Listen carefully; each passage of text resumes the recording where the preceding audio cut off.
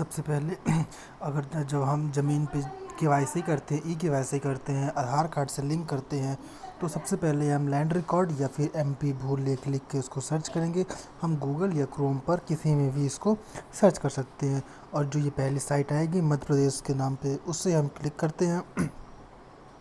उसे क्लिक करने के बाद जब हमारे सामने इस तरह का यूज़र इंटरफेस ओपन होता है, इसमें हम अपना आईडी और पासवर्ड डालते हैं। फिर ध्यान से कैप्चा को फिलअप करते हैं हम। कैप्चा इसको, अगर जो ये कैप्चा डिफ़िकल्ट है तो यहाँ पास से हम इसे रिफ्रेश कर सकते हैं। फिर सबमिट बटन पर क्लिक करते हैं। सबमिट बटन क्लिक करने के बाद थोड़ा देर वेट करने पे ओपन होता है। यहाँ पास डायरेक्ट हम यस के ऑप्शन में क्लिक करके ई केवाईसी कर सकते हैं या फिर क्रॉस करके सबसे लास्ट ऑप्शन में हमें ई केवाईसी का ऑप्शन शो होता है। फिर इसमें से हम अपना ज़िला चयन कर लेंगे, जो हमारा ज़िला इसमें है। जैसे मेरा मैहर है तो मैहर कर लिया। उसके बाद तहसील आपको सेलेक्ट करना है, तहसील सेलेक्ट हो जाएगी। उसके बाद फिर हम गांव, जिस गांव की हम ई केवाईसी करना चाहते हैं उस गांव को हम इसमें सेलेक्ट कर लेंगे। अपनी गांव को हम यहाँ पास ढूंढ लेंगे। जैसे मेरा गुरहाई है तो मैं गुरहाई सेलेक्ट कर लिया हूँ। फिर हम यहाँ पास भूमि स्वामी, खसरा संख्या, प्लाट संख्या, 3 ऑप्शन हमारे सामने शो होते हैं। हम तीनों ऑप्शन में से किसी को भी कर सकते हैं। अगर जो हमें खसरा नंबर याद है तो हम खसरा नंबर पर क्लिक करके उसका खसरा नंबर डाल सकते हैं, और अगर जो हमें खसरा नंबर नहीं पता है तो हम भूमि स्वामी के नाम पर जाकर क्लिक करके भूमि स्वामी के नाम से हम उस खसरे का चयन कर सकते हैं। तो हम खसरा नंबर के हिसाब से चयन करना है हमें, तो हम खसरा नंबर पर चयन करते हैं, कोई भी खसरा ले लेंगे। अब हम इसमें देखेंगे कि हमको एक से ज़्यादा व्यक्ति हैं तो उसकी केवाईसी कैसे करना है। तो हमने नंबर सेलेक्ट कर लिया है। उसके बाद विवरण देखे पे क्लिक कर देंगे। देन यहाँ पास देखेंगे कि 5 लोग हैं। 5 लोगों में से हमको केवाईसी अलग अलग सभी करना है। जैसे यहाँ पास 2 लोगों की केवाईसी पहले से की गई है, तो हमें अगर जो किसी अलग की केवाईसी करना है तो यहाँ पास हम क्लिक करेंगे। जैसे अभिषेक सिंह की है तो उसमें हम क्लिक करेंगे उसके नाम पे और ई केवाईसी पे क्लिक करेंगे, ठीक है।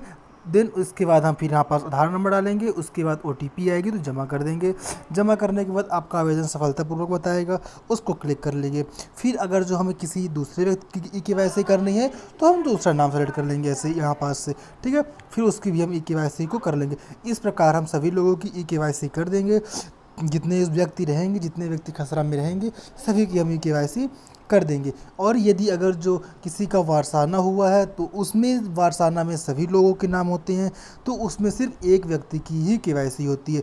जैसे हम देख लेते हैं इसमें इस नंबर में ये वारसाना हुआ गया है, तो यहाँ पास अगर जो हम कितनी भी केवाईसी करेंगे सिर्फ, लेकिन वहाँ पास एक लोगों का ही नाम शो होगा, ठीक है। तो वारसाना में हम सिर्फ एक लोग का ही कर सकते हैं केवाईसी, और अगर जो अलग अलग ज़मीन सबके नाम पे है तो उसकी केवाईसी हम अलग अलग कर सकते हैं। जैसे इस नंबर को हम देखते हैं तो इसमें ये तो किसी का नंबर नहीं है, ठीक है।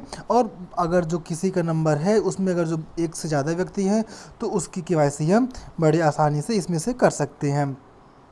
जैसे इसमें 3 लोगों की है, इसमें अभी किसी की केवाईसी नहीं की गई है, तो पहले हम इसमें इस आदमी की केवाईसी करेंगे ई केवाईसी पे जाके, ठीक है। फिर उसके बाद हम इनकी करेंगे, उसके बाद इनकी करेंगे, ठीक है।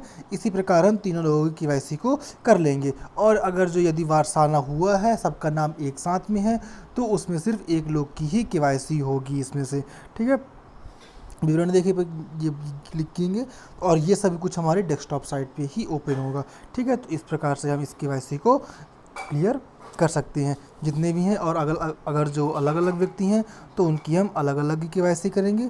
अगर एक ही व्यक्ति है तो एक ही केवाईसी करेंगे, और वारसाना में है उसमें बहुत सारे नाम रहते हैं तो उसमें किसी की एक की केवाईसी कर देंगे तो वो सभी की केवाईसी मान्य होगी।